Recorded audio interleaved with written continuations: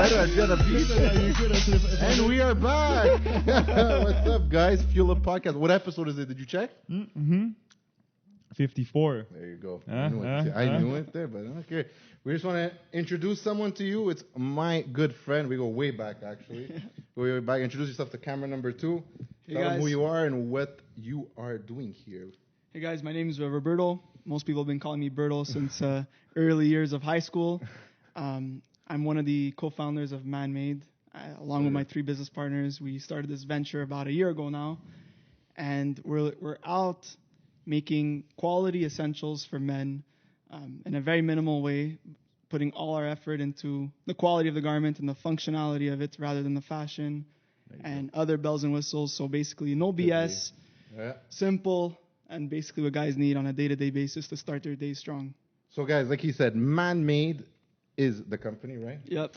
And but me and Rob go, like I was saying, we go way back. Everyone calls you Berto, right? And I call you Rob. I'm so used to calling him Rob. I'm so used to calling him Rob that I'm like, every time I hear it on your Instagram stories, and they're like, Berto. I'm like, well, who's Berto all the time? And I'm like, it's Rob, because there's another Rob, right? Yeah, exactly. Sense. So he's Rob, you're Berto? Yeah, exactly. That's it. Okay. So I just want to say, I go way back with Rob. Man, we used to be, my best friend was his cousin. So we used to have sleepovers at his house. We used to play video games, God of War and stuff like that. RuneScape. Yeah. We used to play and stuff. We used to have. I just heard that game's coming back now. Yeah, it's been back a bit. He has a bunch of brothers and sisters. So a big family. We always all be together at Vince. We'd have some the street, fun, right? We'd play ball hockey, ice hockey. You live on the same street? No, we used to come often. We used to come often. Okay. We used to come often, so like I used to see him like at least every weekend. Yeah. Second weekend. Well, like, damn, you're on that street too. I think you're like the 6th family on that street that we all used to hang out with. The whole street, everybody knew each other. Yeah, well, that's it. Yeah. And so we used to even go to his house, go to his area sometimes. You came to my grandparents' house a couple times, Many times, Had some fun with the pigs and the chickens. Yeah, exactly. Actual pigs and chickens? Well, I used to go with Vince all the time. That used to be a bit of our daycare sometimes. We had nowhere to go. We used to go there. Yeah. Chase chickens. Yeah. And pigs. There was some goats. Remember that goat used to get it? We had a little BB gun. Yeah, we had some fun. I don't know what I with the BB gun and the goats. I don't want to know. We go way back, me and him. That's what I was saying. We go really way back. Yeah. Damn, okay. So what made you, that I know you, that I know that you were deep in school and this and that, and now I just found out you stopped doing school just to follow your dreams. Was it for the restaurant that you were starting off with your father, or was it more to pursue this now, let's say? So I'll take it way back just from the beginning. Short story. I won't bore you too much. No, that's it. I want him to know. I want him to know how it all started. That's it. So I was a pretty good high school student until about grade 9, 10, 11, where I started realizing like what's the purpose of it? Where am I heading? Where do I want to be in the next 5, 10 years? And I had a hard time wrapping my head around it. So kind of started losing the long-term vision of where I wanted to go. My father at the same time purchased a restaurant, so I started spending a lot of time there, First, actually my second job, and I was making good money, learning a lot. And well, restaurant when you're young, man, it's good money, eh? It's like you're like freaking out, right? Because you're never ready. Like, where'd you work before? Already that you don't have any expenses because you're living at home. Yeah. And you missed that, eh? You missed that, eh? Is this how you slid that in? Huh? I don't miss it, guys. It's still happening. Yes, you come home, the food's ready. And I think washed. I think at the restaurant it's a bit of a double whammy because you save money from like not going out, which is not the most exciting thing to say, but at the same time you're having fun at the restaurant in an environment where you could be working with an ex-convict washing dishes in the back and medical students in the front, and you're seeing clients of all different paths, and you meet a lot of people. You have a lot of fun when the shift ends early. Worked in a restaurant? Yeah, a little bit. That's it. No, but I never thought of that. Eh? Like some guys in the back could be ex-cons, some guys in the front. They're going to school. They're trying to pay through school, right? Yeah. I never Some people fresh off the boat. Because I'm like, I've been in like stuff like so specific. Like you have to have your mechanics or most in something automotive, right? Yeah. So like you have to be like in the automotive world to be in there. You can't just be like you're saying a doctor or like whatever. Yeah. It's true. I never thought of that. It's been a while since I worked. It's crazy. It's okay. But we did have some good times. When the shift would finish early. Go out to the bar and have some fun with the staff. Spend the money you just made on tips. Yeah, exactly. The tips are gone. And now it's gone.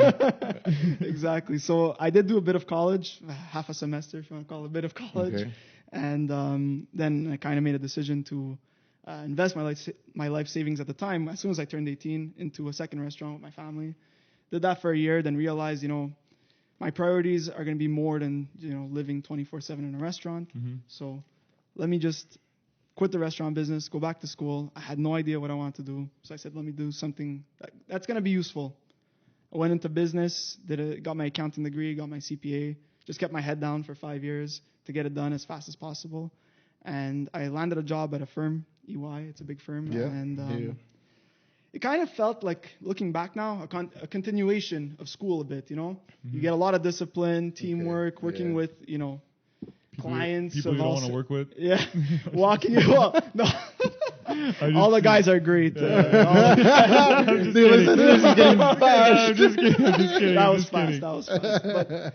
But I remember some of my first visits. I was an auditor, and I'm like walking into like companies that, they still have like wallpaper from the 70s up, and guys have been there for 20, 25 years, and here's a young punk walking in to audit them. Yeah, they're already there. They don't like you. who's Already this you're guy young. walking in? And they give Already you a he's young. They give you a hard time, like indirectly, yeah. and like make your job harder. And Yeah, they want you to be there, right? Oh my god. Yeah, so then I started learning how to deal with a different type of character or personality, yeah, and for sure. and definitely made me strong. I got a lot out of my time at UI. You learn, right? Yeah, for sure. I spent 4 or 5 months also in LA. For real? Shit, okay, cool. Yeah. I didn't know that. Wow, Yeah. nice. Okay, nice. You been to LA? Yeah, I went to LA for 4 months, and I loved it. Sick. For the company, or you just? Yeah, you they want- have all kinds of programs. It's Yeah, considered almost like a foreign exchange. Exactly. Worker. Exactly. Like exchange Exchange worker. Exactly. Yeah. It was a cultural learning experience. That's cool. Yeah, but Yeah, real cultural. man, for a company, man, what companies do that? I'd love to go to LA Yeah. 4 or 5 months out of the year, every year? just to go. I'm Not even down. every year, just for once. Every year during the winter. just like Well, just once. it's sunny 362 days a year. It is, eh? Yeah, and Yeah. it rains a couple days. That's it. And what do they complain about over there all the time? They're always complaining. Yeah, well, So okay. traffic's one. Yeah, Yeah, that's what I was traffic. about to say. We don't have traffic. It's worse No. than here. Like, how much worse than here? So our traffic here is not rational by any means, because Okay. we've got what 2-3 million people. Yeah, that's it. Yeah, it's true. Them, they're like They got 20 million there that are 20, right? traveling in and out of the city. Constantly all day. Yeah, exactly. They got Yeah. 6 lanes on each side of the highway, That's a and it's highway, just man. jammed bumper to bumper. So I became a really patient driver because you have no Well, choice. I heard most of the time when you drive in LA, Teslas everywhere. well, that I don't know. Self-driving At the everywhere. time, they weren't. No, they you weren't know, big, yeah. I'm saying like But now. apparently, it's like, majority of the time you drive, it's in traffic. Yeah, for Like sure. once you hit the For real? highways, For sure, yeah. you're in traffic. Of course, yeah. And in the city, like, is there traffic or it's not? It's like any So other city. it's not like a super concentrated city. There's like pockets of like skyscrapers. You're not the first to and stuff. tell me that. Yeah. Everywhere here and there, you have Santa Monica and some other pockets along the beach, and then once you move in, you have Hollywood, you have Yeah. downtown LA, Okay. and you even go into the valley. Yeah. So it's very different, and Americans are super hospitable. Yeah. They're friendly. Yeah. It's sometimes still hard, to get people to get their guard down and say, you know what, I'm gonna take you under my wing. You're new True, here. yeah, It's yeah, tough, it's even true. here. Yeah, For sure. even here, but here you got more of that comfort because it's your home, right? Yeah, so you're I made some good relationships that were guys mostly from Mexican backgrounds. oh yeah. Oh yeah. So we had a good time, and they took me all around. They took me to like all the Mexican Well, joints. they have a lot of Yeah. Mexican stuff, right? I didn't know what Mexican food was before going there. Really? Oh, yeah? Apparently, it's top there. Like, Yeah. well, what's his It's name? epic. Chef Choi, whatever his name is there. The guy that has the taco truck. It's there. Yeah. Yeah. It's there. It's in Roy LA. Choi. Yeah. There's a taco truck, that famous taco truck is there. Delhi The only started. Brendan Schaub goes to there. Everyone goes to Yeah, man. I've It's like seen he's known. He became a Michelin star chef because of that food truck. Well, in America, other than English, their national language, The but like, second language. is Spanish. Yeah, Yeah, it is, yeah. Spanish. Like when you go to Florida, it's what's it called? It's English, Spanish, then French. Yeah. Even in the airports, everything. You got Oh. restaurants there where it's not only restaurants. Only, you have like- communities where they just speak Yeah. Spanish. Yeah, like you go like Well, Yeah. Same They don't thing. understand English. Miami, Yeah, exactly. Miami with a little Havana near those areas. It's only Spanish. Like Yeah, they don't- you walk into the Yeah. place and they're like, "What? You talk So- English?" What I loved about LA is that exactly. That's more multicultural Okay. than a lot of other cities, and like you could go to Koreatown, and all the signs and people only speak Korean. It's crazy that. Yeah. It's wild. Yeah, it's really wild. It's like us. You go to literally, it's Italian, but it's not like everything's written in Italian. The signs are in Italian. It's French, right? Yeah. So being there for 45 months, what's your favorite thing to do there? Man, Pacific Coast Highway is beautiful. Really? Yeah. Going like from San Diego to Malibu and like everywhere in between. Two car guys. So nice that highway. Exactly. The highway. I knew you'd love that. The desert's also really cool too. Yeah. That I've never been. Yeah, I've never been to that side of. I've never been to LA. I want to go though. I'm curious. I've never been west. Either. It's epic. I haven't been west. Winnipeg. That's the first I've been. Winnipeg. And I came right back. Went there for 20 minutes and I came back. Okay, so continue. So you went to LA? So when I got back to Montreal, I'm like, so I got a job offer to stay permanently in LA, and I was like, I didn't want to take it. Yeah, just a different quality of life, besides the traffic and stuff. You got your family here. It's different, Yeah, for sure. And I just knew like I was ready to move on to the next chapter. I didn't know what I wanted to do. I started speaking to headhunters, and they set me up some interviews at like big companies. And I wanted something cushy enough so I could, pursue something that's of a passion on the side, whether it was business or not. I wanted something where I'd have some time to pursue. Doesn't time consume all your time and your roles. Because the hours I would do, like I didn't have time for much. Yeah, exactly. I got you. Yeah, like you were saying, like the restaurant life. It's not you got to be there all the time, right? 7 days a week. And then, like you were saying, the busiest times are the weekends. That's usually when your downtime is. Their time is Mondays. Like they take off. Some restaurants even closed Mondays just to have a day off. Yeah. I got you. It's crazy. So at that time, Phil had actually just left his real estate business. Shout out to Phil. Shout out to all the guys at Manmade. Guys, we didn't have enough mics, guys, or else we would have had everyone here. They would have been I told them, you guys have mics. And they're like, no. We're like, shit. I can't invest that much money into mics for one episode. We'll do one person at a time. Anyways, it is a disaster once you have more than 3 people on these things. It's like true. We had 4. We had 4. It wasn't too bad. Okay. But they were quieter guys. Like they're not. Well, one's quieter and the other one wasn't. Yeah. Well, Steve's louder and the other Steve's more quiet. So they balance each other out. But I think like 5-6 people. Yeah, for all loud, it would be a disaster. Joe Rogan podcast. Yeah, like everyone. We would overtalk over each other. Sober October. It would be a disaster. Yeah, so Phil at the time, who was already a long time friend of mine, he had just quit his business, which was he was in real estate, renovating apartments, and he joined a payments processing company that Ant had just started like 4 or 5 months earlier. Ant is another business partner. Anthony, is our other business partner. So Anthony had left his job 10 years at TD to work for one of his clients who was in payment processing, and he was just working in the guy's condo like every day. Oh yeah, it was a one-man show. Wow. And he was working at his condo. Then he was looking for someone else, and Phil's like, I want this job. I'll do it for free. He did it for free for 2 months. So Phil and this gentleman were working at his condo every day for a few months. Wow. Okay. And then he merged his company with his brother-in-law, who had a company already of about 12 people. Okay. Who was also in payments.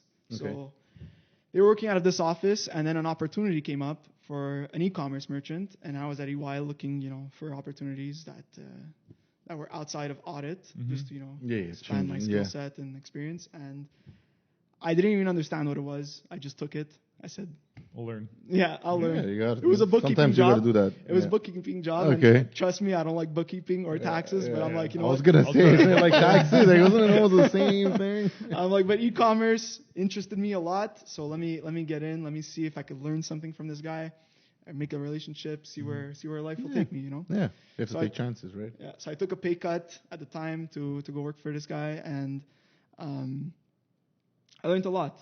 Tangible, intangibles, in the sense of, the tangible stuff being how to run campaigns online, building websites, building ads, setting up ads, and the intangibles on like, what's really important. And, you get surrounded by guys that have been very successful in their careers and that have networks of friends that you're, meeting with, and you see that a lot of them have done really well for themselves, but maybe not the happiest guys, Yeah. The saying, like, some of the poorest people I know, all they have is money.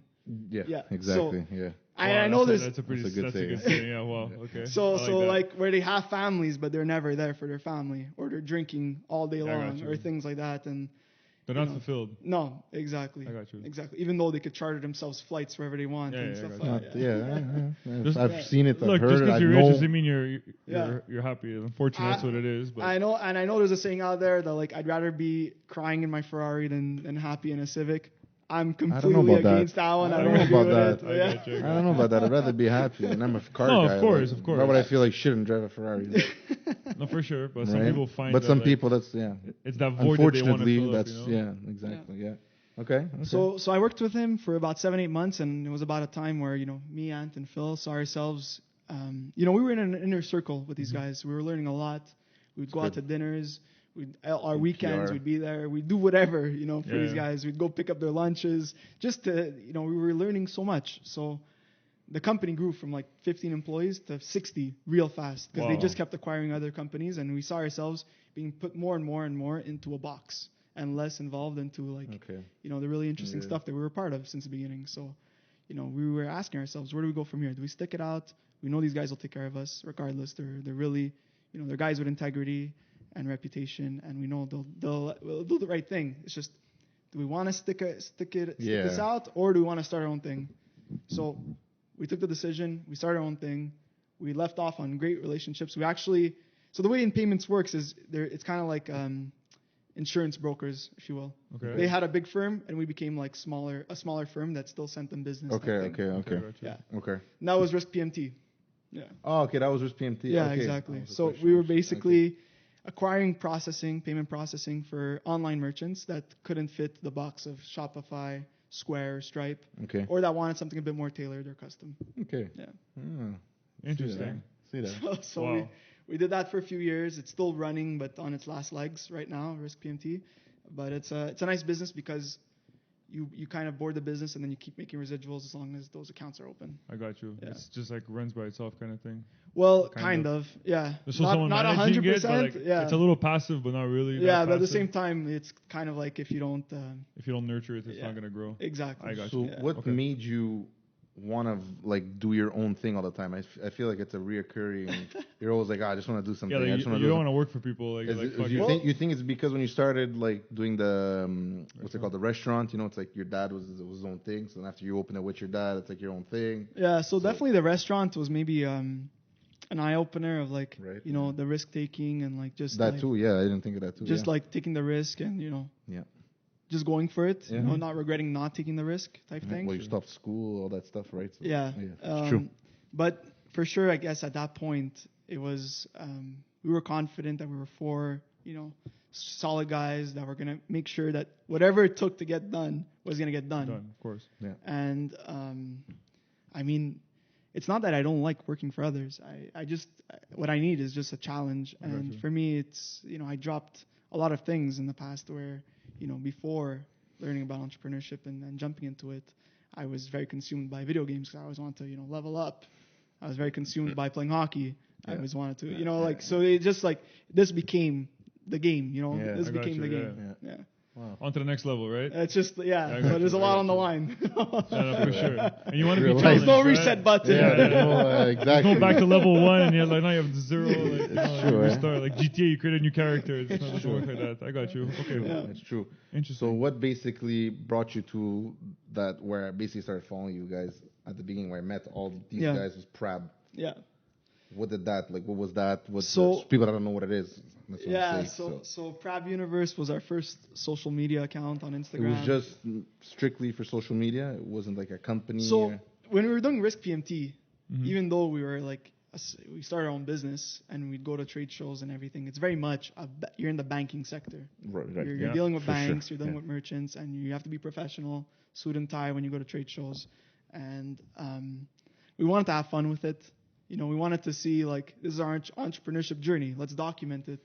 So we started documenting it, and for me, it was very unnatural. And still today, sometimes I'm I know I do these TikToks and stuff, but it's not easy. Oh, I know. The only way it gets easier is the more you do it. We know. You have listened to episode 1, and you will understand. No video. The audio was shit. It took me forever to edit that audio. Now it's instantly. But the thing is, for anything you do in life, whatever it may be, it could be tying your shoe.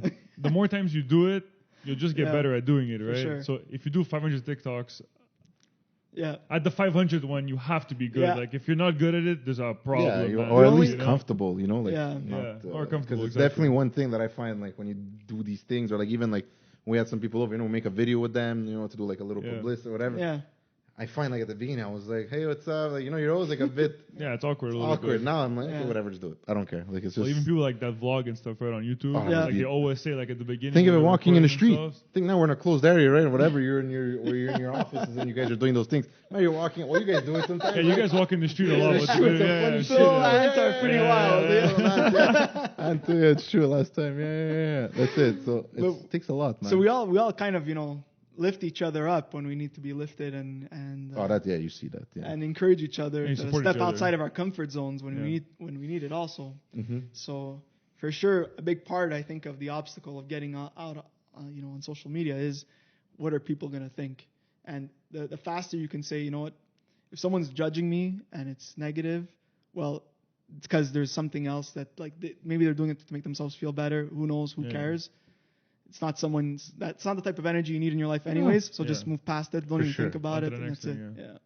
It doesn't matter, right? People, right? There's always going to be trolls and there's always going to be people that don't like what you're doing, right? No matter what. You could have a perfect product, like the best product.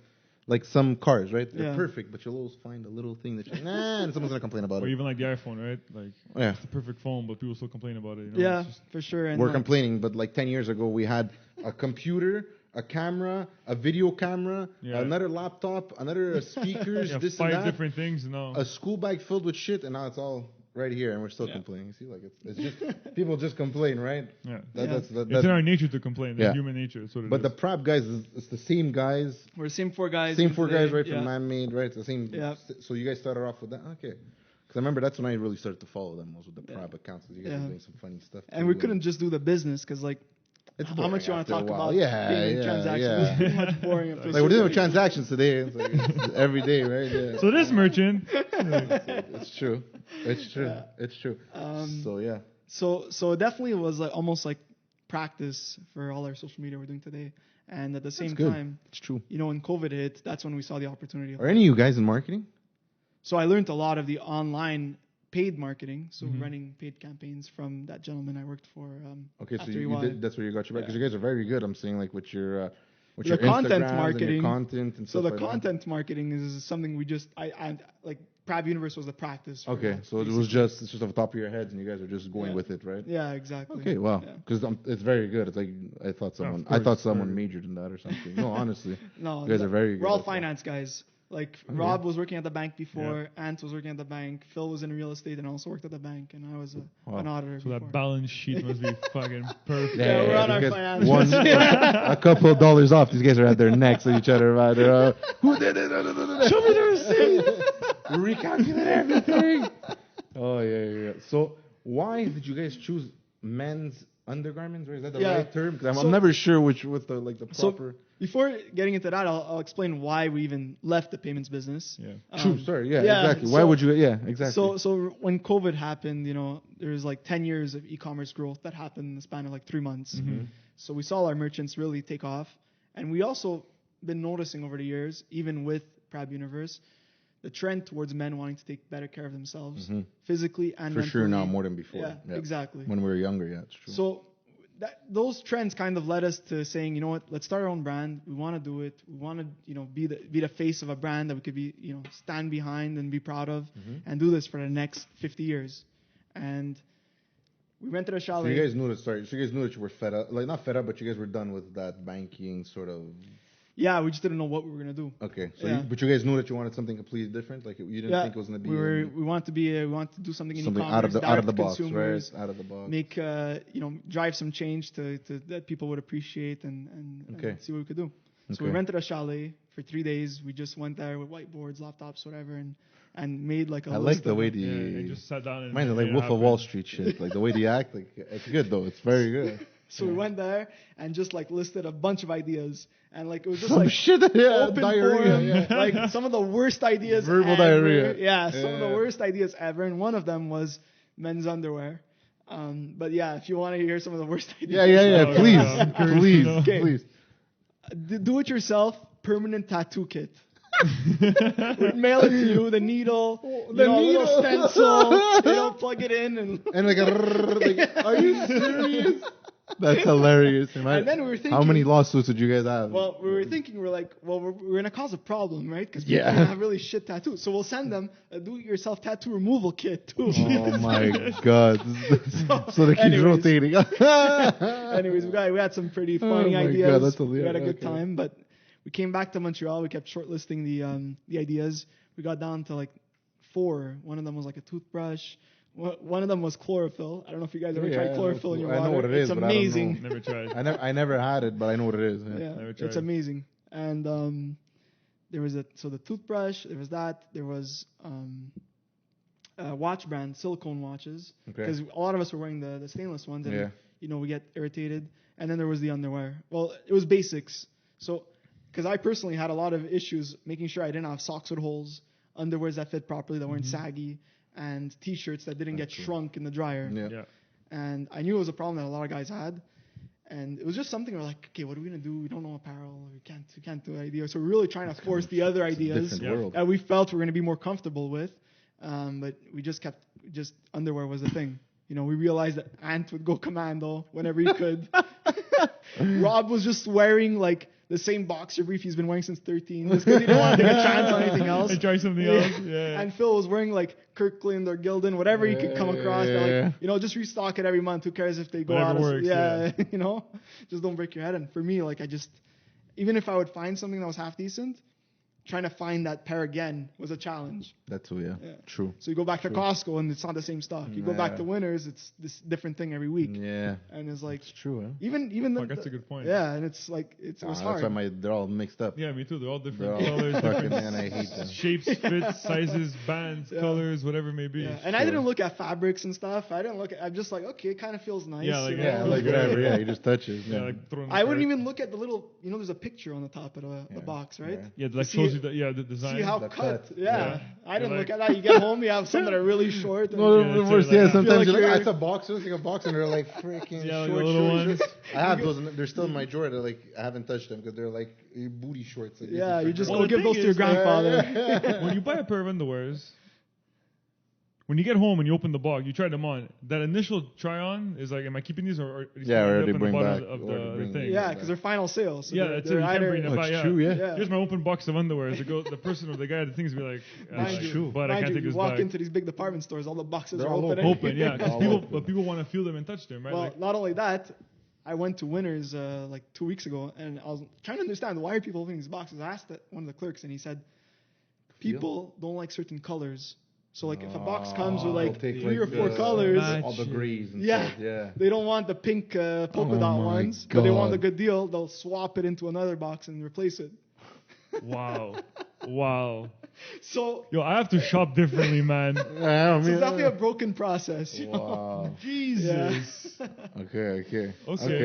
So, we started, thinking, okay, what's this underwear gonna be? Like, how are we gonna change the underwear? Like a camera, the GoPro, they changed the whole game with that. How are you gonna change that? We're like, there has to be a good underwear that already exists that, it's easy to buy, it fits properly, that you could actually say, I want to wear my underwear every day. To be honest, I don't know. I don't think. In your opinion, what is one that exists right now that's always good? I mean, it's the Manmade boxer brief. Oh,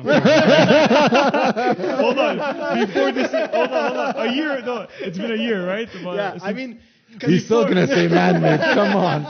Okay, in 2018, what was the best underwear that existed? In 2018, this guy's giving dates. So there's a lot of boxers we tried, and they all did certain things really good, but they didn't have the complete package, at least in our opinion. And we're like, let's make this boxer brief in a way that we really think it's the perfect boxer brief, and we're sure other guys are gonna appreciate it.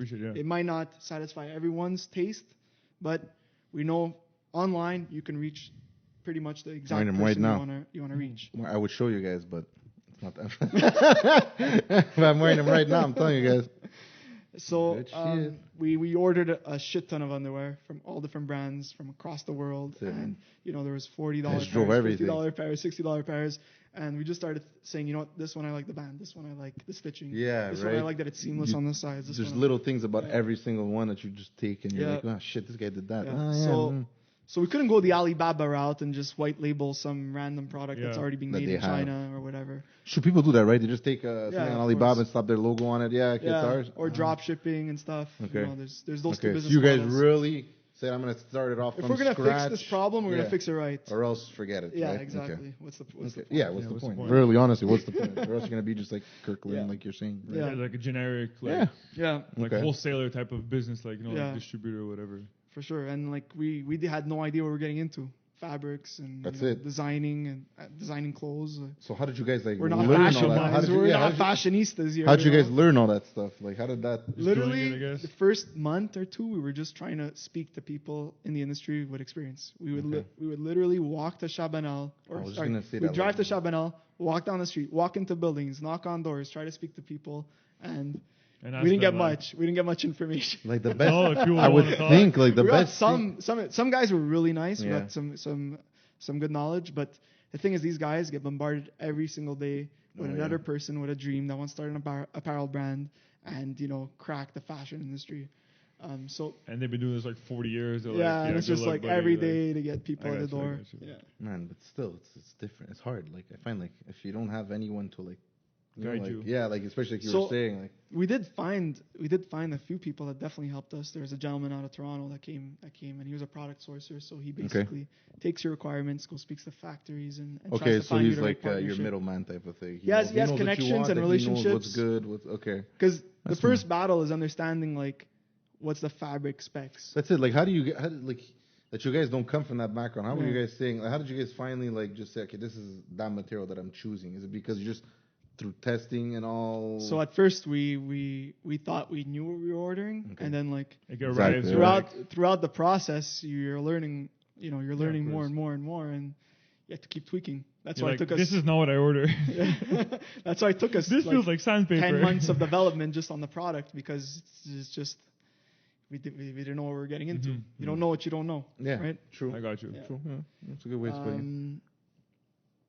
So we start speaking to factories, start getting workmanship samples, what they call it. So they show you like the quality of how they put together a garment. And even though we'll get to it, what they show you and what you order could be definitely different things. Yeah. That's why you got to know what you're ordering, because if you don't ask for certain things, they won't give it to you. Okay. So we start working with this gentleman. He starts putting us in contact with manufacturers. We found someone that can help us design the garment, just like sketches. And then we found basically a pattern maker who is someone that puts the measurements of how you're going to cut the fabric, the pattern of how you're going to cut the fabric. So these three people, we were able to start getting some samples in, and we had a lot of iterations. We had some that gave you wedgies, some that like were too loose. It was a lot of trial and error, and with COVID, you can't fly there and start doing these because it's true. So everything was over the phone or like over the video phone, calls. late night calls, sending things back and forth through DHL, Express, and wow. Yeah. So we did a lot of iterations. We finally got our fit sample, and we got our first production run under our belts with the Delta variant in full swing. It's true. It's true. So we had quite a few. We got a lot of challenges, but we finally made it. That's crazy. Yeah, that's crazy. Especially that you didn't come from it. That's what like I know you, so I figured. Even the other guys like you talk like like friends and people where they're from, and it's not. And you're like, I never thought these guys would do that. Like whatever, but. So cool. And once you start learning how to speak the lingo, you could speak to certain guys, and they open up to you, and they want to. Yeah, because now they kind of trust you. Yeah, they're like, okay, you know your stuff. Yeah, I got Some you. guys are like, circle. It's like cars, same thing. When a guy talks, but thinks he knows cars, and he talks cars, and guys that know cars look at it and they look at each other like, get out of here, this guy doesn't know what he's talking about. But then when a guy knows cars, hey, everybody, come. Yeah, you have that. Okay. Best friends. Yeah. It's like that for everything, right? So. Yeah, we were going really deep, and at some points we're like, are we losing our heads? Like, do most people know these things like that go this deep? Like, we were going to the level of, okay, where's our fabric made? How's it knitted? What pattern? What kind of machines? How is the yarn finished before it's knitted into a fabric? Wow. Where is the yarn coming from?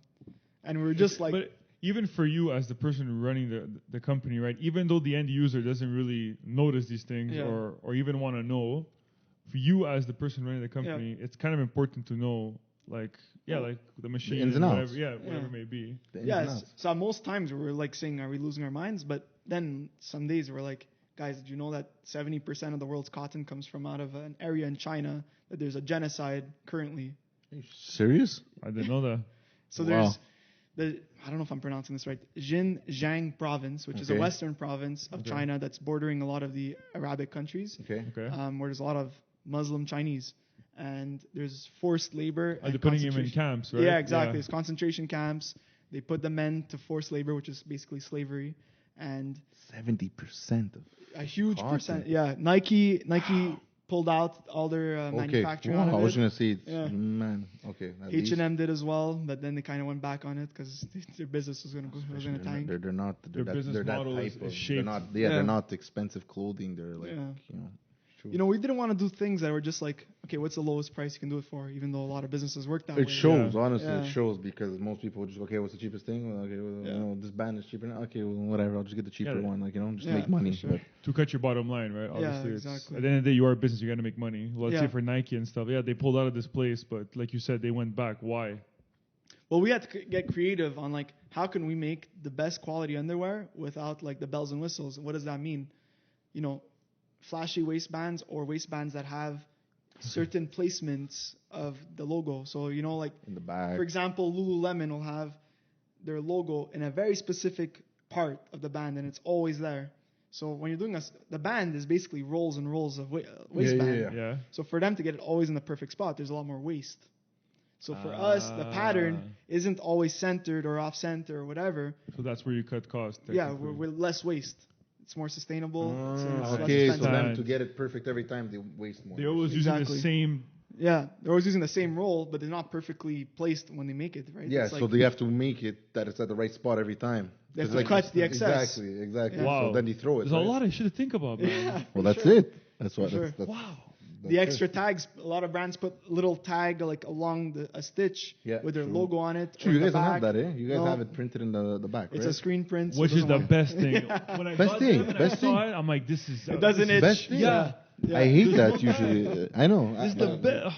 And it's not a heat press, so it should last a while. Yeah. Heat press is really like, like screen printing a bit. Like a sticker that you kind of press on. But it's heated on. Yeah, exactly. Okay. This is screen print. It's actually with ink.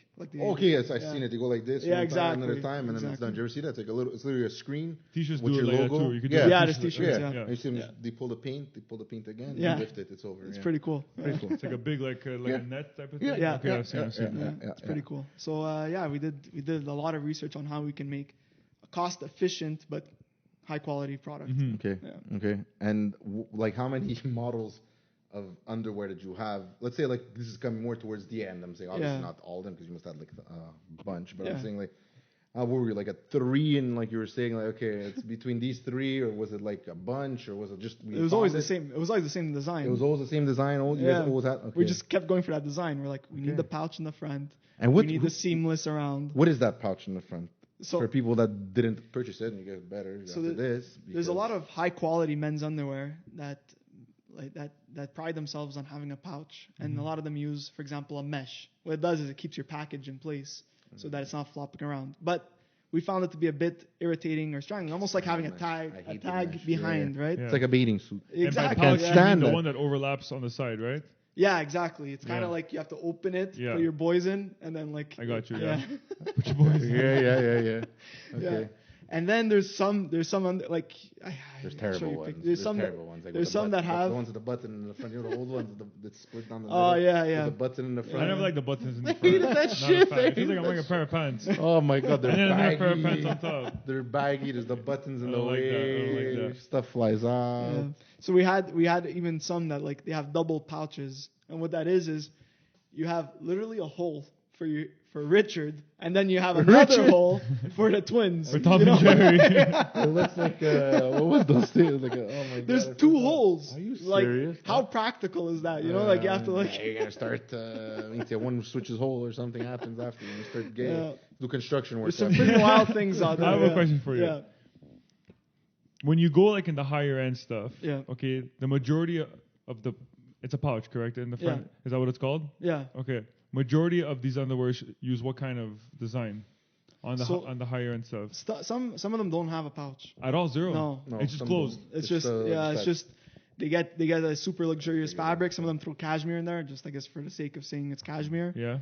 But they just keep it totally closed. Yeah. Well, it's flat.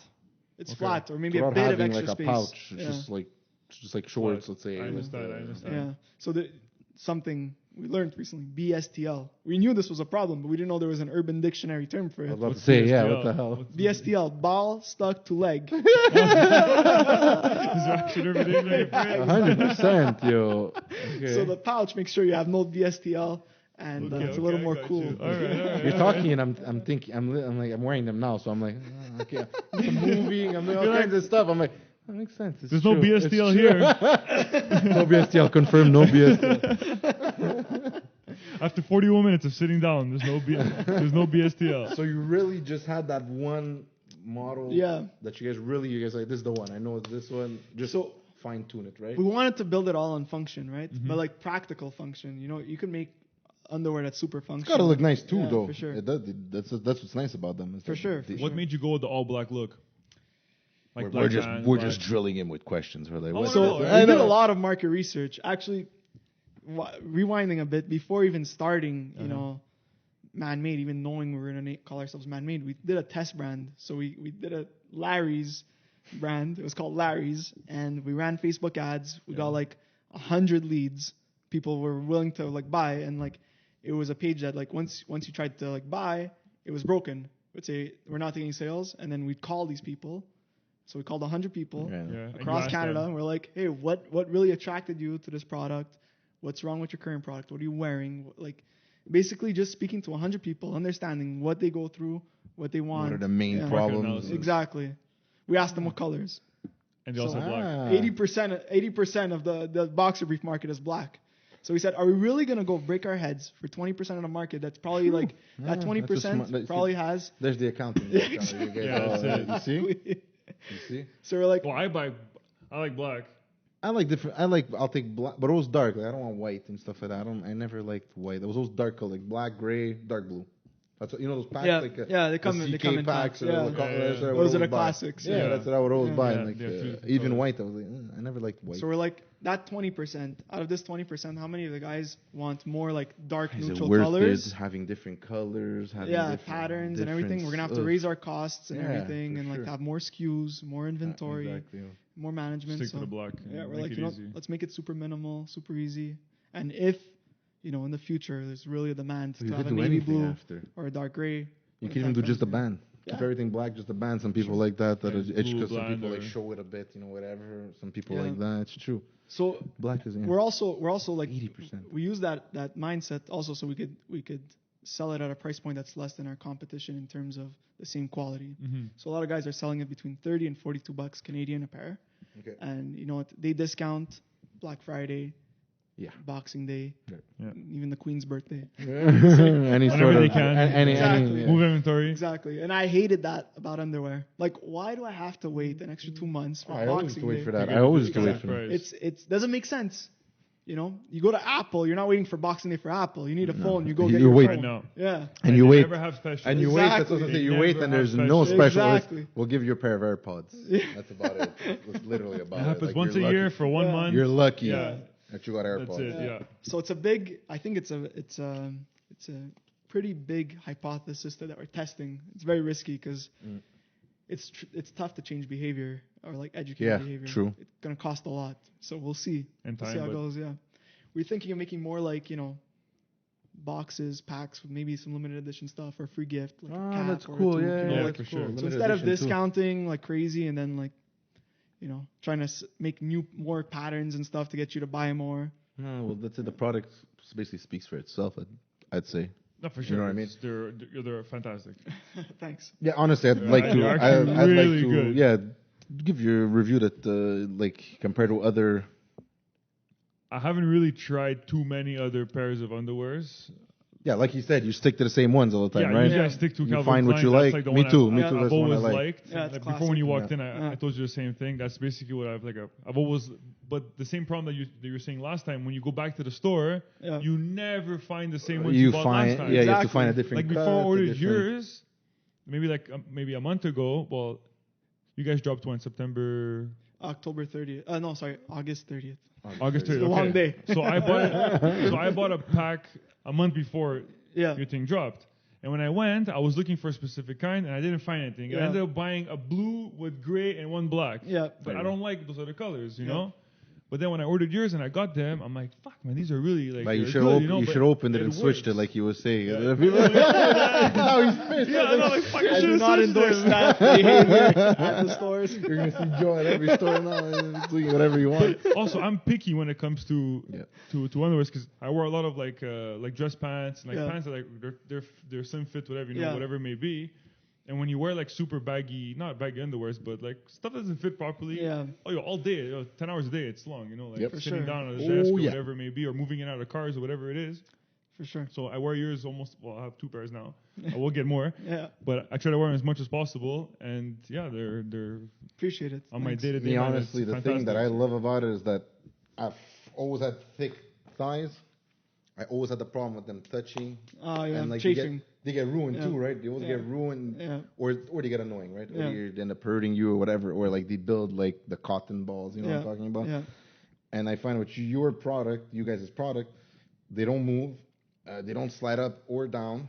Like you're saying, the support is there. Yeah. They're amazing. And one thing I realized, they're not hot. I don't know if it's because of the material. They're breathable. Yeah. Very freaking breathable, but not like breathe. that silky breathable that like I don't like if you sweat, like let's say you start to sweat, that it gets all sticky and everything else. Speaking about that, like a lot of guys, like so I was a victim of this, but I would buy underwear and be like, wow, this fabric feels amazing. It feels so breathable. Exactly. You put it on and you're like, especially if you doesn't play really a sport feel like or how something. it felt in When my you buy hand. cotton underwears, Yeah. well, majority underwears are not full 100% cotton. They're like They're not 70%. cotton at all. They're not cotton at But when all. it says like 70% cotton or something, like there's some underwears that say cotton, right? Yeah. I assume. Or Of course. Yeah. So most of the underwear market is either cotton based or polyester. Polyester, yeah, okay. For the athletic stuff.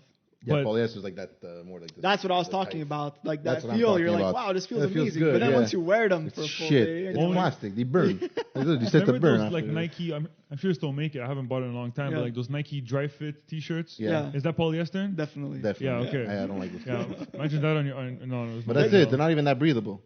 On you here, imagine there that there's stuff. Like, How it your happens. legs Sweat. and- Yeah. So it's, quick.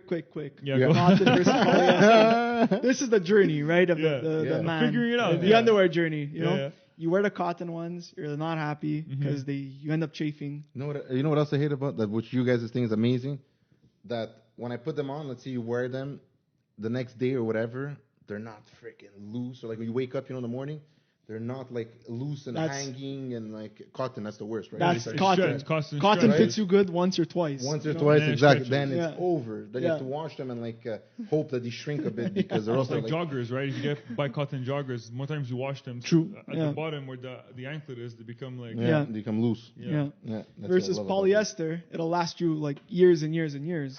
So the main reason why is because polyester is a synthetic fiber.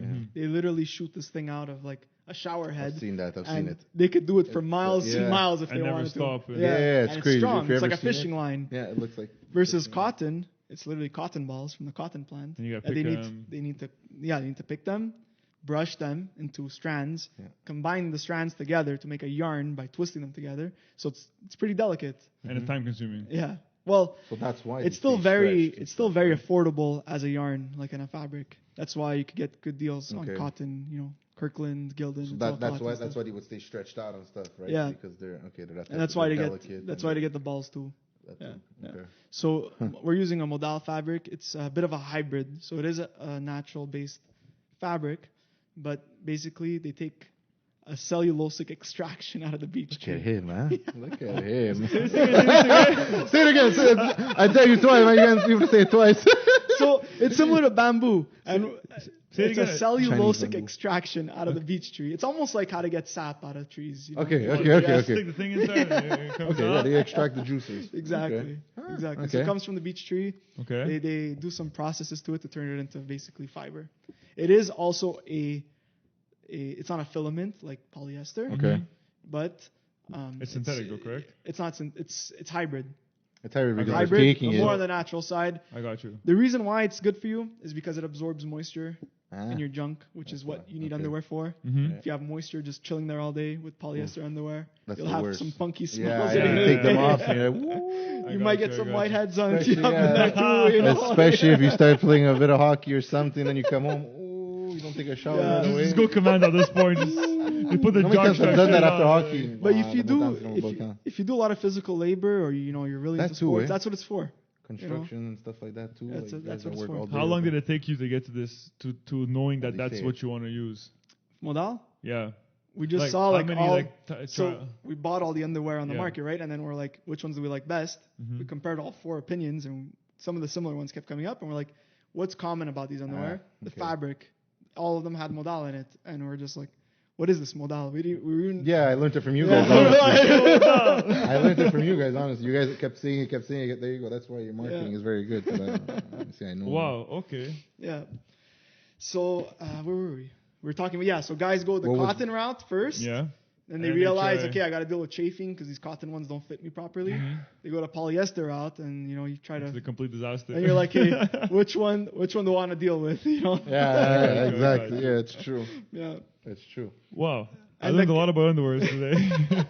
We didn't even start talking about other products. There you go. That was my next thing. So now they released their underwear, right? Yeah. I got an insider scoop that they're releasing other stuff.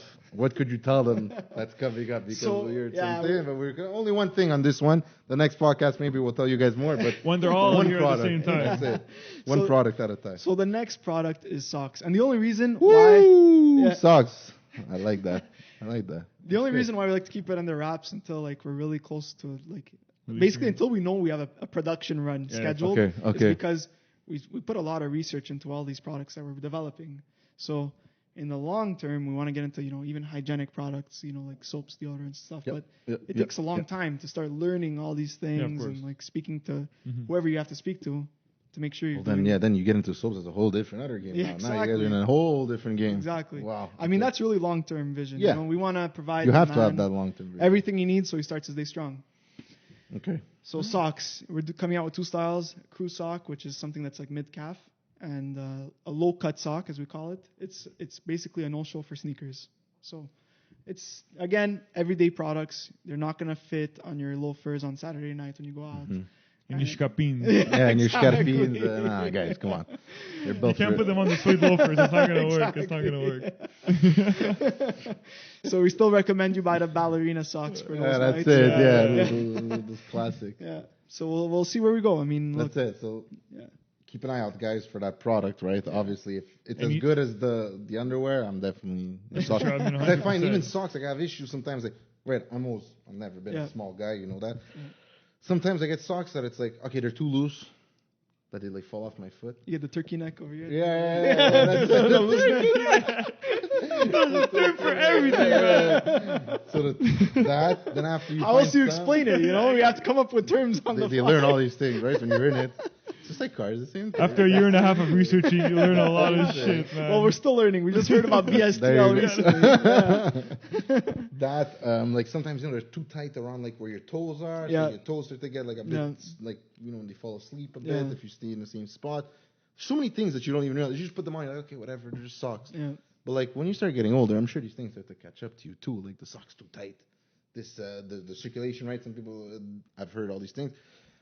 And even me, for socks, sometimes it's a pain in the ass to find socks now. It's because, like I was saying before, I never checked what fabrics am I wearing. Not whatever. me either. It was like, okay, kind of looks also good. When you get older, right? When you start getting older, you're like, I have to start taking care of myself. Like, I'm not 20 years old anymore. You want the finer things in life. I'm not 18 anymore that I could put on I don't know what, and I just go out and I'm fine for a whole week and you don't give a shit. I get it. But even then, it's going to take a very curious person to go out of his way to say, what is the best fabric for underwear, and go Google this before they go buy. But there is people like that. Yeah, there are people. Well, like anything else. Sure. Yeah. But he's right. Most people just go, okay, what's the best price? Okay, I'm going to take that one and just... No, but I mean, you're going to go to a store, maybe speak to the sales associate and say, what's better here, whatever. And 90% of the time, the sales associate doesn't even know anything about the brand. It's true. About the underwear. They're just like, it's good. It's Calvin Klein. So that's one of the things we pride ourselves on, is that we're going to do the research for you, so we make sure you're getting a good quality product that's good for you, physically and mentally, so that you start your day stronger and you feel good. Okay. So we do the research. Well, like I said, it definitely shows the boxers. Yeah, I'm excited for the socks. I'm not gonna say what it, but he showed something about the socks. There's a feature on the socks. I like that, especially that it's something that doesn't show with sneakers. Oof. Yeah. It's at your We're not gonna say more, but it's pretty sick. I'm just saying that it's a good idea. for the guys who tried the no-show socks, that's then switched to the Puma ankle ones. Yeah, We finally have something better. You put me on the spot there, guys. If you can see, I'm wearing Nothing more embarrassing than going to someone's house and you have the massive Pumas jumping off your feet. Yeah, you know, you bought them at Costco. I bought them at Costco. if they're 100% cotton, bro, after 3 times they're like all loose. They're flying everywhere. I hate that, man. And even that, going back to that, part? if you go like polyester or whatever, the ones that are polyester, then your feet stink if you freaking like all day, you know, like walking around. For sure. Yeah, you guys have a lot of shit to test. Yeah, the ballerina socks that either make your feet stink or that slip or both. Horrible. But can you use the same material in the underwears and socks? Well, we tried. We were like, maybe this miracle fabric's gonna be good, but it was not nice. It was like a bit too slippery in there. I got you. Okay, like the sock flies off. Yeah. Okay, I got you. So the sock, just really quick, it's just a combed cotton. So cotton is a delicate delicate yarn, but basically what combed cotton is that because cotton comes in different strands. You have short strands, long strands. They comb it to get rid of the weak strands right away. It's like combing your hair type of thing, and getting all like people have. Get rid of the weak ones, and then with the rest, twist it. So it's twisted combed cotton to make it stronger as much as possible. So less. But then it's also stretching. Exactly. So when you're purchasing cotton, you could actually choose to have like different types of. It's like anything else. It's like for cars, me and you, carbon fiber. Yeah, there's like 4 different kinds. Yeah, okay, I understand. So same idea. Sure. You got it. Just as think of it as cars. How deep you can get in cars. It's anything else. Like like anything else. I understand. It's literally like even electronics, anything, like whatever. Use wood or whatever. Maybe. Yeah, man. You just gotta. It's crazy how deep you can get. Yeah, and like just even we spoke to probably a few dozen different manufacturers, and so many of them are just like, "We'll make it for you at this price," and they think they're gonna win the business just by giving us the best price. But we keep telling them. We're looking for quality. This is what we want. We want it to work like this. We want it to perform. And some people understand, some people don't. Exactly. Because then if you do, let's say your boxers like that, and then you do the socks another way, it's not. You guys gotta keep that. And I like that about you guys. That's why I'm saying it. It's honestly, I'm excited for it. I'm honestly excited for it. There's more stuff coming out. They told us a little something. We can't say nothing. But that actually, Giovanni is very excited about that one. So. Yeah. What you said you had a little antidote that you wanted to talk about the dad body picture.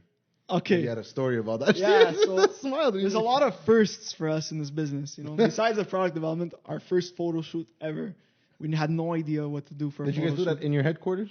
No, so it looks like the headquarters looks like a place you would do that. It's such a cool did you see their their videos and stuff? Yeah. Nice the problem with doing it at our office is that we didn't have furniture. We had office chairs and office desks. Okay. We could do some Zoom, but like it's so much office type things you could do. So we found a photographer, really cool guy, wanted to help us out. So he kind of has a lot of pull within his community amongst models, venues, and he hooked it up. He got us a venue for a really good price. Wow. He got us professional models that model for Simons, and he set it all up. We're like, listen, we need the everyday guy. These guys are too chiseled. I know some of them, one guy didn't have the fully defined 6-pack, but he still had a 6-pack. So we're like, we need the everyday guy. You don't want the guy on the front of GQ and this and that. You want just an everyday guy. We told him, we get it. We need the polished, Calvin Klein style model, but we need the everyday guy. So it's hard to find someone to model that has a dad bod. Yeah, guys on dad bods are not actively modeling. Yeah, they're not thinking about that at all. So I'm like, where are we gonna find this guy? We can't ask friends or family. It's just you don't want to get someone involved. And then they're like, you go on our page, you go on our website, you go on Google. This guy's everywhere. That's what I just said before. I got you. Okay. So I put up a listing on Facebook Marketplace, and this guy. Freaking Facebook Marketplace, huh? It works wonders. Yo, Jesus. I sold a golf cart. A golf cart. Yeah. Literally in an hour. Yeah, it's crazy. My wheels on my old car, half a date, gone. That's not like it's something. It's not like $50 that you're buying. It's $2,000. Yeah. Gone like that. And I had people messaging you, but I find it's like a bit more those people that are like, is it still available? Okay, you're putting something like my wheels $2,000. Okay, I'll take them for $800. It's like, it's worse than Kijiji, I've tried for that stuff. Sure. But crazy that you found it on that. Everyone's using it. It's crazy. The worst thing about Facebook Marketplace is the auto comment. Is this available? Yeah. And is it still available? No. Like, why would I put it? I put it up an hour ago. Is it still available? There's some good memes about that. So yeah, this guy Xavier messages us and he's like, I'm interested. So we look at ourselves and we're like, send pictures of everybody. Actually, yes. We're like, send me some. We're not shy, right? So we get on a call with him. We're like, can you send us some pictures? You know, we're Strip. just imagine we're like, send us a picture in your underwear if you're comfortable with it. You know, it's a test. Okay. See, he's like, sure, no problem. I'm like, look, we're not creeps. We're all married. You know, we're all serious guys. We're not just here to like take your pictures and link them on OnlyFans or something. You know, like. We're like, so he sent us the pictures right away. We're like, hey, this guy is really comfortable. Within like 20-minute call, he sent us these pictures, and we just kept scratching our heads, like, what is this guy like? What's the thrill for this guy to come to this photo shoot? Okay. We put the listing for free, and he wanted to do it for free. Okay. He wanted to do it for free. We're like, why? He's like, I just want to help you guys. You guys seem like you have a cool thing going. I want to do it. I've never modeled before. I want to experience being in a photo shoot. Let's do it.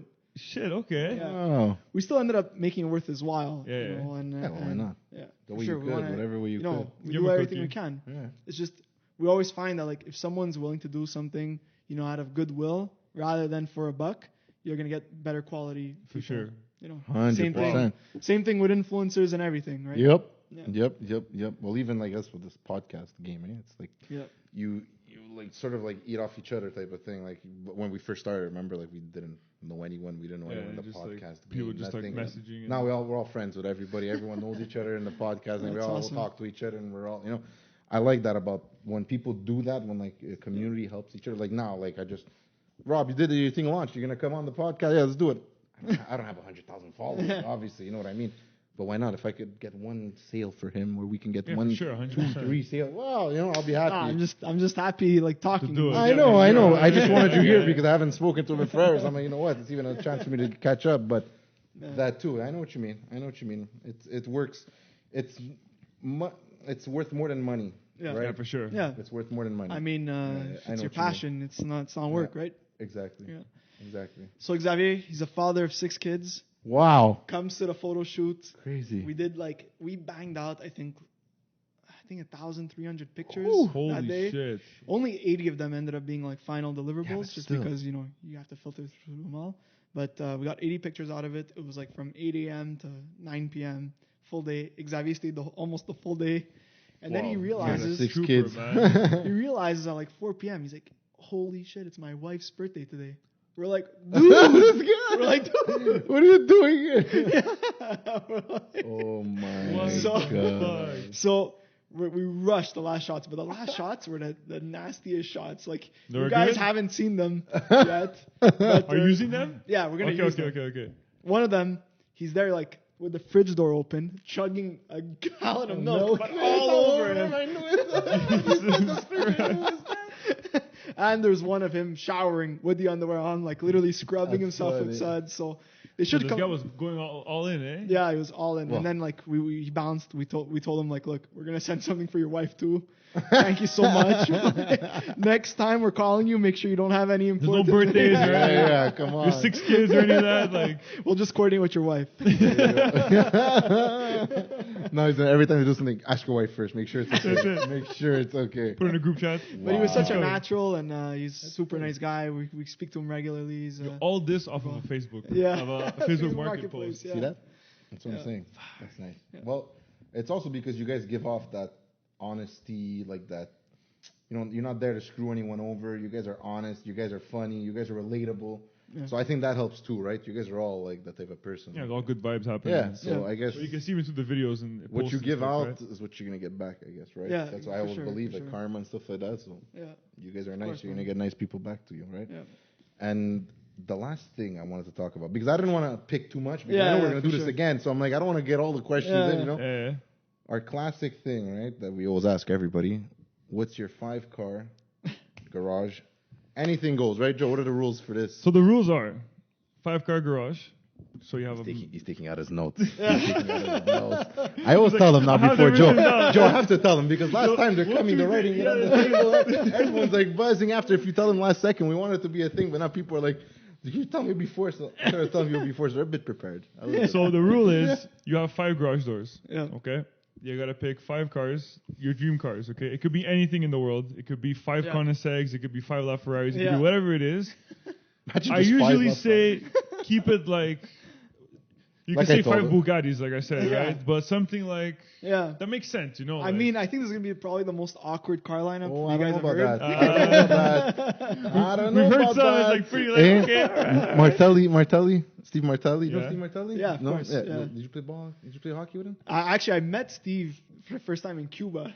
And then we kind of Steve forever too. Anyways, so Steve Martelli gave us one. I think it was like a '98 Pinto or something. It was one of the cars. Even last podcast, 2 podcasts ago. Yeah, but those are like but they were like different. Cadillac. I'm like, all right. So don't worry, people are very creative with this. So let's hear it. Let's hear it. Number 1, let's do it. Okay, which order? Does it matter? Doesn't matter. Okay. And you can say why you chose it too. Yeah. So I'm not a big car guy. Okay. Like I knew that. I'm not a big car guy. Okay. I respect it. I know, like I appreciate that some cars are like really wild and out of this world.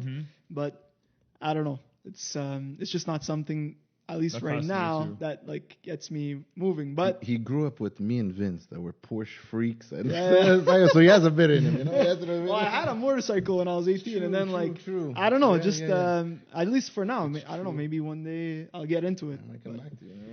You never know when you make your millions. I got Jaguar XJ V12 Coupe. Really? Nice. What? I don't know. That's a sick the older car. ones, right? It's funny how we know every car. Eh? People come up with these like random cars like you're never gonna get. We're both like, what? A lot of most of my list is just cars that I knew how they looked, but I'm like, what the hell is this car? Nice I had to go car, Google them before. That's you a know? long one. Yeah, exactly. Yeah, with a big hood and the big trunk. That's a nice car. I love that choice. And why would you think of choosing that? Growing up, you saw it on like. Growing up, I had a friend that had an old Jaguar, and I'm like, I love this feeling being in here. Yeah. I don't know why. The little Jaguar in the front. There was the dash. It was the finishing. The new Jaguars don't have like the new stuff. Yeah, it's good. They're good cars. Don't get me wrong. You're saying they're like under like BM, Audi, and Mercedes. They lost like their touch, right? Yeah. Besides one. So you just model. like you went down and you felt like it was like fantastic. You know? Because they had the wood grain before. I don't know if it was in this when I went. No, but just whatever. Yeah.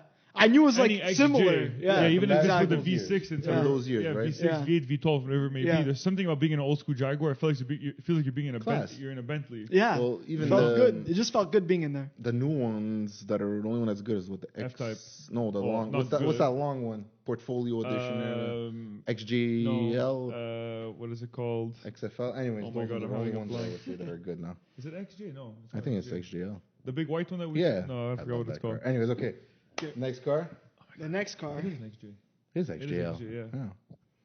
Oh yeah. Staying with the British one is Aston Martin DB5. Just because of James Bond. Just because of James Bond, that car always stuck in my head. I think you're the first person to say that one. DB5 is that first gen? That's the one from like. Or is that like the Vanquish? Okay, first gen. Yeah. Well, it's not first gen. It's first gen, no? No, DB5. It's first gen. But that's not the first Vanquish. No. See, I know nothing. There's DB1. I'm terrible, man. You're talking about the silver one, right? Yeah, exactly. Yeah. The classic. The classic James Bond. Yeah, the classic Aston. The little on the top. Yeah, exactly. By the way, they're bringing back in a new one. You guys see the new James Bond coming out? Looks like an old. That's a good choice, man. Okay, two great choices. Good choice. Yeah. I'll leave the most probably controversial one for last. Okay. Go. I got the Tesla Cybertruck next. Oh. All right. Just because I felt like I needed a pickup there. Yeah. I don't know why, Why the Cybertruck? Just because I needed a pickup. I think it's the coolest pickup. I know the guy broke the glass. You know what? I was going to say, you know why he wants to throw a brick at his window and show that it won't break? And then when it breaks, he's like, shit. That was the funniest. Do you guys think it's ever going to come out? No, it's a long time now. It's already 2 years. Yeah, 3 years. 2 years before COVID, no? I don't doubt Elon. I mean, either Elon, man. Well, there was a big speculation because you could have ordered it and like put like a low deposit and stuff. And then he stopped, right? I don't know if you can still take deposit. I'm not sure about that, but there was a big controversial thing happening where they were accusing him of taking deposits and then using the money to make the other cars to like just to fund exactly. The car is never going to come out. Yeah, technically that money should go into an escrow for those cars. Yeah, that's it. But maybe they're he's investing in other things or whatever he may be doing. Okay. Yeah. Okay. I thought it was out just because I remember seeing it on a Saturday Night Live, like on the street, you know. All those prototypes. It's the only one. It's just that one that he brings around everywhere. There. Yeah. Oh, so it's probably pretty expensive one on my list. Yeah, probably. I wonder how much was he saying? Around 100, right? Well, like in production, probably. Yeah. But I'm sure that one's worth $1 million. Yeah, that one for sure. Then number 4, I felt like I need to have an SUV in there.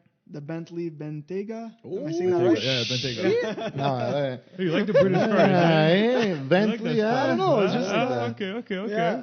All right. Wow, what color would you get it? I don't know. Black, I guess. Yeah, black. Black. I love that car. Black or the navy. I guess the navy's classic too. Navy's nice too. Dark blue. I like that. That black man with like a beige interior. Yeah. Or I seen it the other day. Yeah, or dark brown. And then the last car. Most controversial. Don't kill me. But I don't know why, but I think I always needed a station wagon. So. Okay. I like station wagon. So if you say the right one, we're both gonna like you. It's not the one from that 70s show. It's the Ferrari station wagon. I never seen Lusso. The Lusso, yeah. Okay, so Lusso, bro. You know what I was You can't fool me. You know what I was thinking of? A minivan. No, he's talking about that 70s show, the Vista Cruiser, bro. I know, but when he said station wagon, I'm like, is he gonna say a Dodge Caravan? I can't take the Vista Cruiser. It's such a shit boss. This is the wood paneling on the side. Yeah. And you sit in the back, but he fit like everyone inside. There are like 20 kids in there, bro. Oh my god. When you said station wagon, I'm like, is he about to say Dodge Caravan? I was thinking E63. I was thinking E60. I thought he was going to say E63. I go, okay, we love him. Yo, station wagon. I didn't think it was station wagon at all. Yo, GT4 Lusso is actually a crazy car. Yeah. I just saw a Ferrari in the winter, and I'm like, that's gotta be the one. I've driven it in the winter. Yeah. 4-wheel drive. Oh my god. It's 4-wheel drive, but if you just give it a bit of gas, you spin everywhere. Those but are it's crazy just cars. The sound, because it's a V12. I don't know if you know that. Yeah. It's a V12 and one of the last dying V12s. Oof. Yeah, crazy car. Oof. I sent them videos. I remember when I first got in. It's so loud. But like you say, you could fit your kids in the back and you can do whatever It's a four-seater. It's not controversial at all, man. It's a very good... Because I thought when it came out, everyone's like, why is Ferrari doing this? Yeah, but freaking cool car. I'm sorry. It came out as the FF first in 2015, I think, or whenever it was. Yeah, and then it came out. It didn't sell that well. No? It didn't. No. Then GT4 Lusso came out. I thought that they were going to sell better here because it was all-wheel drive. You drive in like a Panamera type thing, you know? Yeah. Yeah, but how many people could afford a $500,000 Ferrari, you know? In the end, people are like, you know what? The daily drive. I'll get a Panamera GTS, and I'm happy with that. And I'll get an F430 or an E63 or an RS6 now. That's it, because if you're going to get a Ferrari, get a Ferrari, right? Yeah, that's true, right? At that price, you're like, I'm just going to get a real Ferrari. Not to be a dick to anyone else. But I like them. That's what I mean, I like them, but you're going to get something that shows that you have a Ferrari. Yeah. No, I get it. Honestly, very good garage, very good. Yo, one of the best ones. Yo, DB5, fucking $10-15 million to have that car. So you gotta sell a lot of Mutans, bro. Just one of those, man. You gotta sell a lot of. Well, if these cars just happen to fall in my driveway, I'm definitely selling them all. Re-inject them into Manmade. You see. I like that. Well, that was episode. I'm gonna call it episode 1, Manmade, featuring Berto, like right? Featuring Berto. Remember that the title, because me and you are terrible at titles. And we just honestly wanted to say thank you for coming on. Thank you guys for having me. Your product is honestly, I say 5-star, right? 5-star review. I would say all the time, very good, guys. If you didn't check it out, if you haven't seen it already, please check it out. Check out their site. They have such easy ways of ordering too. You could, once you make your order, you could retext them, right? You could retext you saying, hey, bro, stock me up with another 4 pairs. I don't know. They'll send you another 4 pairs, right? We find it to be top-notch, guys. Check out their stuff. Where could they find you? Give all your plugs. Right here. So on Instagram, it's manmade.official, and the website is manmadebrand.com. Perfect. And like I said, guys, we're going to have a part 2 with more people because we can't have them all. We're going to get some more mics and we'll Thank you very much. You guys got to come to the office. We will. We will. 100% going to pass by. Thank you for the caps. Appreciate it. Beautiful. Guys, check us out, the Fuela Podcast on Facebook, YouTube, and Instagram. No Twitter. Yeah, no Twitter. I'm Gio. Mass. And I'm Berto. Episode 54. Thanks, guys. Thanks, guys. You. Peace. Deuces.